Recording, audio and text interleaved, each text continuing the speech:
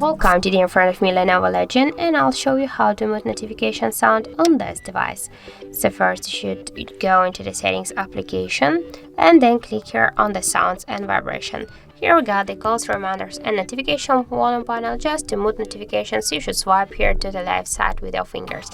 By this way you will mute not only your device notifications but also the calls and reminders, and just to stay with the ringtones, for example, and just to mute notifications I suggest you to go here to the notification sound and switch your currently notification sound just to the none, and by this way you will mute your notifications but you will stay with your calls.